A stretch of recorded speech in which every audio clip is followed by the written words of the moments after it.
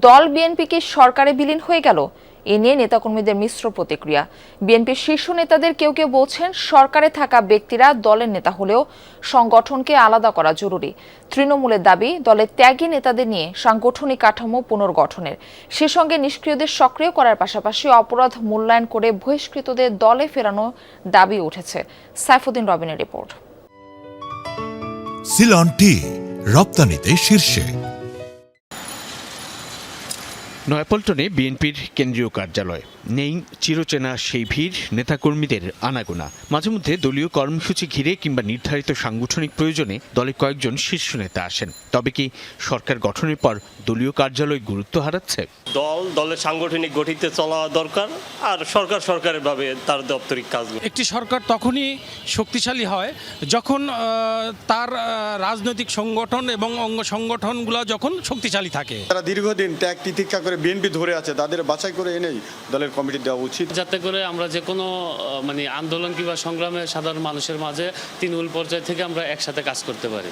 সরকার গঠন করে ২৮ মার্চ নয়াপল্টনের কার্যালয়ে যান বিএনপি চেয়ারম্যান তারেক রহমান। তবে নিয়মিতভাবে গুলশান কার্যালয়ে নানা কর্মকাণ্ড পরিচালিত হচ্ছে তাঁর নেতৃত্বে। কিন্তু দলের অন্যান্য নেতাদের সাংগঠনিক সম্পৃক্ততা নিয়ে প্রশ্ন উঠছে। যদিও বিএনপির সিনিয়র যুগ্ম মহাসচিব বলছেন দল ও সরকার একই। কিন্তু যারা সরকার পরিচালনা করছেন এরাও তো দলের লোক, মন্ত্রীরা তো দলের লোক না, তারাও তো দলের লোক, এমপিরা এরাও দলের লোক। বিরোধী দলে থাকতে নেচারটা একরকম, আর তো সরকারি দল, আমাকে তো বহু কমিটমেন্ট আছে দলের জনগণের প্রতি।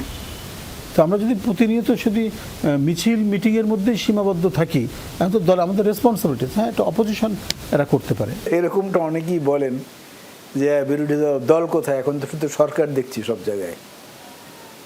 কথাটাকে ঠিক এই মুহূর্তে একদম পুরোপুরি উড়িয়ে দেওয়া যায় না, তবে আমার মনে হয় দলের দিকেও আমাদের হাইকমান্ড নজর দেওয়া শুরু করেছেন। ত্রয়োদশ জাতীয় সংসদ নির্বাচনে স্বতন্ত্র প্রার্থী হওয়া কিংবা দলীয় প্রার্থীর বিপক্ষে অবস্থান নেয় তৃণমূল থেকে কেন্দ্রের বিপুল সংখ্যক নেতাকর্মী বহিষ্কৃত হয়েছেন। এর সঠিক হিসেবও নেই দলের কেন্দ্রে। এছাড়া সরকার গঠনের পর থেকে অনেক নেতাকর্মীদের মধ্যে নিষ্ক্রিয়তাও আছে, যাদের মূল্যায়নের দাবি উঠছে বিএনপির বিভিন্ন স্তর থেকে। আমরা তো বিয়োগের রাজনীতি করি না, আমরা তো যোগের রাজনীতি করি।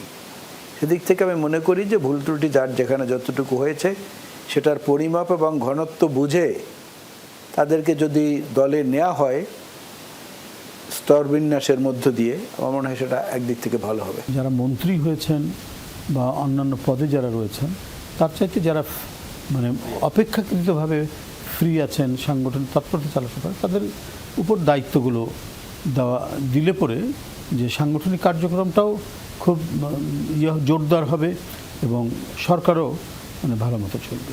বিভিন্ন ক্ষেত্রে বিভিন্নভাবে একটা শূন্যতা তৈরি হয়েছে। যে ছেলেটি 18 বছর আগে ছাত্র দল করতো সেটা এখন বিএনপি করে, তাদের তো সংগঠনের সঙ্গে একীভূত করতে হবে। এই একীভূত করা হচ্ছে পুরাতন এবং নতুনের সমন্বয়ে গতিশীল একটি নেতৃত্ব প্রতিষ্ঠা।